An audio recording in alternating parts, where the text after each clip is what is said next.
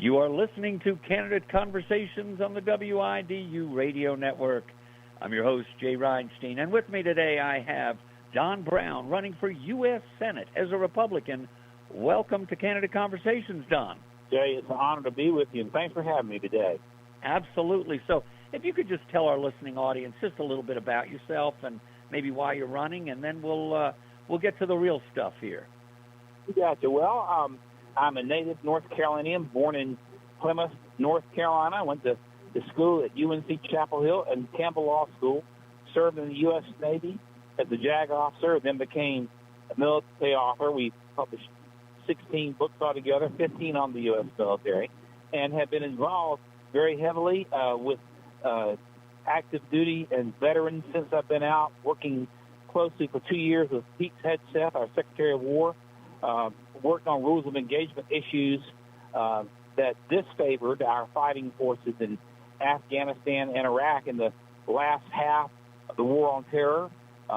Worked very closely with Pete Hegseth to secure a presidential pardon for Lieutenant Clint Lawrence, who was an 82nd Airborne paratrooper, stationed for a time there at Fort Bragg. Done some defense for J6 Patriots also, and I've had a pardon for Elliot Bechet, the youngest of the J6ers, who simply walked in the Capitol back. So I've been involved with a lot of matters. I've been involved with election integrity matters. Sidney Powell has endorsed our campaign. I worked on some of the issues dealing with the 2020 election irregularities, and I'll say that word generously, and have been endorsed by Lieutenant Mike Flynn, the former national security, Lieutenant, let me get this right, the Lieutenant General Mike Flynn, former National Security Advisor of the United States, Lieutenant General Jerry Boykin, former Delta Force Commander, Lieutenant General Boykin, and Lieutenant Colonel Alan West.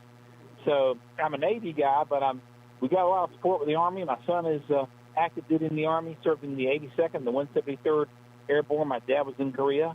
And that's about it as far as I go that I can think of. I'm happy to answer any questions you guys might have. Great.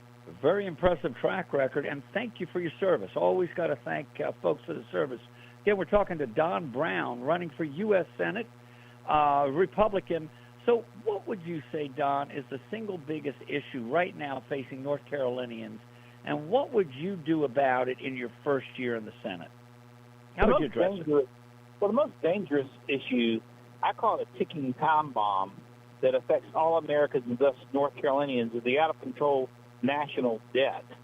And President Trump has come into office and executed brilliantly, and with numerous executive orders. He was, ready to go from the very beginning. The military has been rebuilt. The morale has gone up.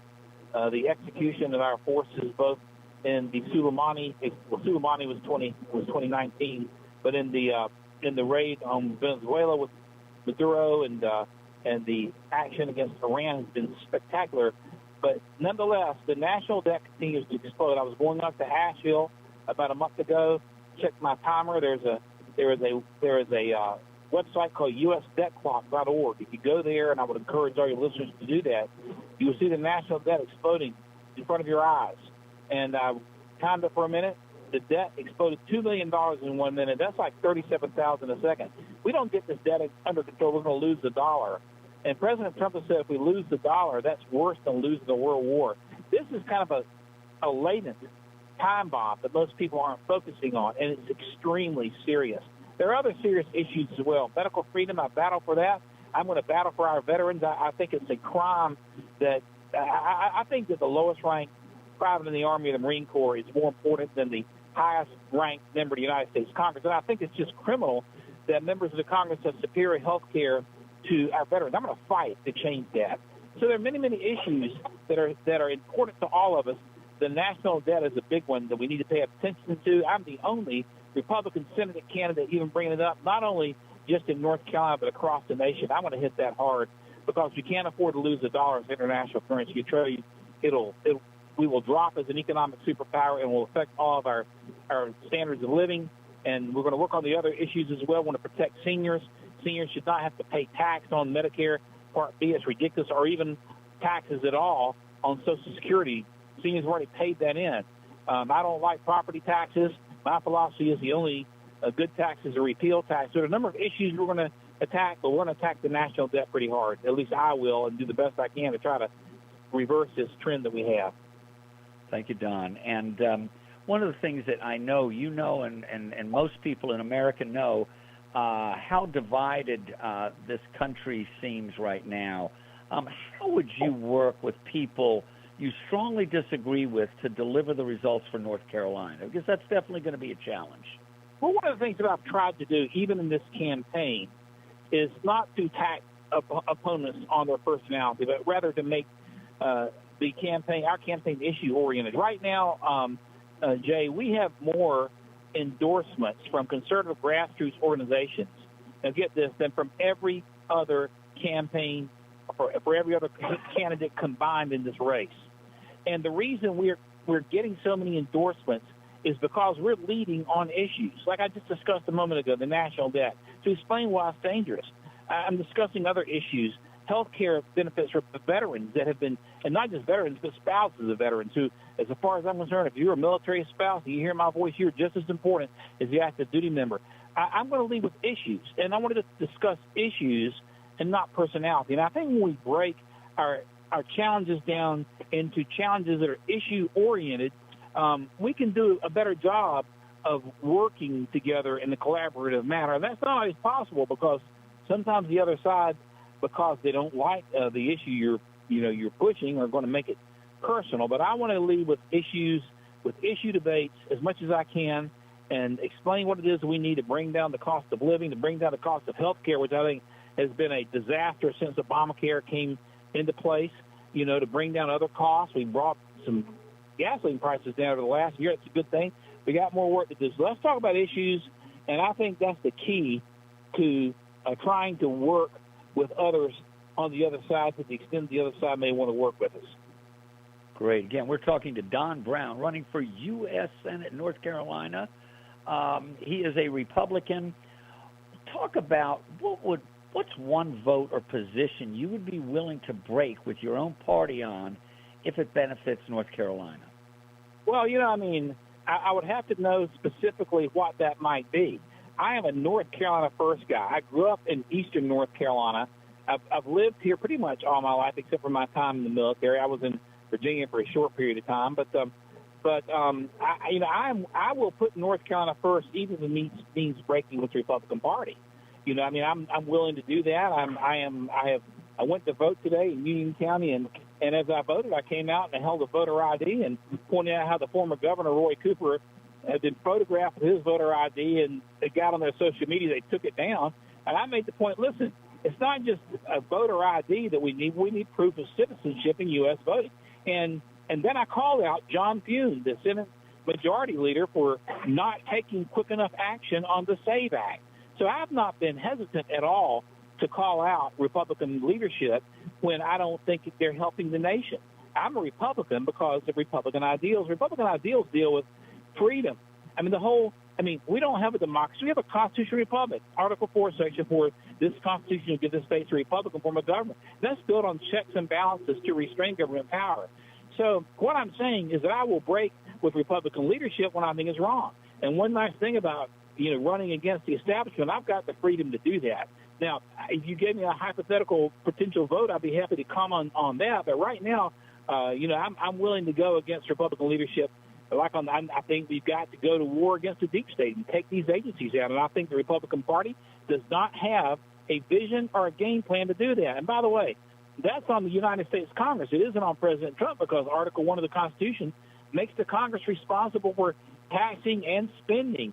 And we got a spending problem. And only Congress can deal with that. And we need to take some agencies out. So I will go against Republican leadership from time to time. I may vote with the Republican Party most of the time, but I don't hesitate to call a spade when a spade needs to be called a spade. And I will put North Carolina first. I'm kind of like really the 17th Amendment guy in some ways. Back before the 17th Amendment, senators were appointed directly. And my constituency is going to be the people of North Carolina, and I'll be working even closely with the North Carolina General Assembly. We've been to Raleigh, and I've been in this race for well over a year for U.S., and I've been at least 4 times to the General Assembly to talk to our leaders up there. I was there on the day that They came back to override several of the governor's vetoes. I was there in January when the Select Committee on Investigations, I believe that's the correct committee, called the Chapel Hill Carrboro School District on the carpet, watched those proceedings. So I want to work closely with our General Assembly and more closely with our people. The people of North Carolina are my priority, and I'm going to make that the case always as your next United States Senator. Thank you so much, Don. Again, Don Brown, running for U.S. Senate, North Carolina, Republican. Many voters feel disengaged, that the system works for insiders and not for everyday people. How would your election to the U.S. Senate change that? Is there anything that you could push forward to make folks feel that they're being listened to? Well, first of all, let me just say we're fighting a political machine. My campaign is we the people versus they the establishment. The money that we've raised are from average folks who work every day, who roll their sleeves up and go to work, firemen, policemen, accountants, school teachers, dance instructors, fishermen. That's who I represent. And one thing that we have done all year long for the last year, we've gone into almost every county in North Carolina. And I think it's important for our elected officials to spend off time visiting and having town halls in every, when I'm in the United States Senate, I'm not interested in going to wine and cheese parties in Georgetown and sipping champagne with whoever. I'm going to be amongst the people because the most powerful words of the Constitution are the first three, we the people.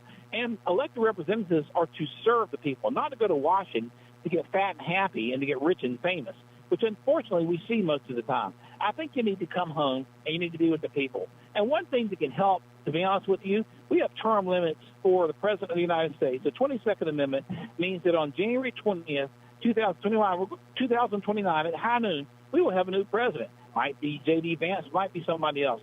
But you see that Congress and the nation put term limits on the president. Why would you do that on the president and not on the Congress? If you think about it, guys, if we had, say, a two-term limit for the Senate, which I would favor, that would be 12 years. Joe Biden went into office in the same class as Jesse Helms. They were both elected in 72, went into the Senate in 73. If you had two-term limits, Joe Biden would have gone out of the Senate in 1985, and you never would have heard from him again. So I will push for term limits, and I think that's one thing that will give our people more confidence in their government in Washington. The other thing is we simply have to reduce the number of federal agencies. The Democrat administration, first under Franklin Roosevelt with the New Deal and LBJ with the Great Society, passed all these legislations creating these three-letter agencies, whether it's the EPA or the take your pick, the national, the EPA, the IRS. I mean, they go on and on and on. The ATF. And these regulations, these agencies, Jay, they make regulations which become the law. And for every law passed by Congress, these federal bureaucrats who are unelected pass 10 regulations. We got to take these agencies out so that our people are not burdened by what's going on in Washington. I was speaking up in the mountain counties not long ago, and a farmer came to me and said, hey, I can't even dig a ditch across my land because we got Department of Agriculture and EPA regulations that are blocking it because of the Endangered Species Act, and that is ridiculous. Or the Waters of the USA, that's another act. These acts are really shackling the hands of North Carolinians. And so I think you've got to cut the government in order to do that. I'm going to fight also to reduce a lot of the regulations that make it just more expensive for people to operate. The federal government buys up excess dairy off the grocery store racks, and when they buy it up, that keeps the price high. And stuff like that needs to be attacked. So I'm going to work hard to pay attention to kitchen table issues. Folks are just trying to put their kids through school and make mortgage payments and pay the gas and a light bill and electric and have a little bit to go on vacation for. And a lot of problems have been the federal government's overreach has made it difficult to do that. So I'm going to be a champion for the working guy. I grew up in Plymouth, but one of my grandfathers lived in Martin County, and he was a small tobacco farmer and carried the mail. And I grew up working on the tobacco farm, priming tobacco, working in the barns. And so I know what it's like, and I will fight for our small farmers. And I grew up fishing on the Albemarle and Pamlico Sounds and in Oregon Inlet and in the Outer Banks. So I know what it's like, and I have a heart for our farmers and fishermen. I'm going to stand for our shrimpers in the eastern part of the state and for our recreational fishers as well. We just got to get, as President Reagan said, you got to get government off the backs of the people. And when you do that, freedom can flourish, and that's exactly what I'm going to be committed to do as your next United States Senator. Thank you. Finally, if someone is still undecided, what should they know about you that sets you apart from your opponents, and how do folks learn more about you, Don? I am a former naval officer. The two leading candidates in this race, me and Mike Watley, I'm the only guy with military experience. I've worked in the Pentagon, worked for the Secretary of the Navy. I've been involved as a constitutional lawyer.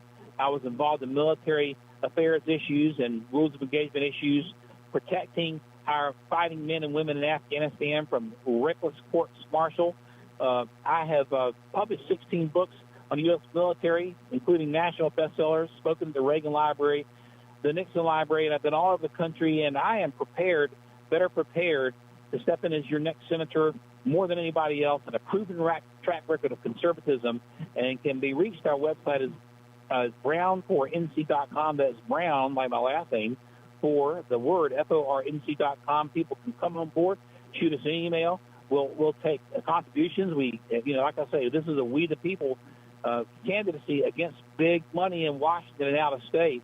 And I'd say let's return this Senate seat to the people of North Carolina, the grassroots conservatives, the good, hard-working people who are solid-earth folks, and take it out of the hands of big money interests in Washington. If you want to do that, I'm your guy, and I will fight like never before, given the opportunity. Thank you so much. We've been just talking to Don Brown, running for U.S. Senate, North Carolina Republican. Thank you so much for joining us today on Candidate Conversations.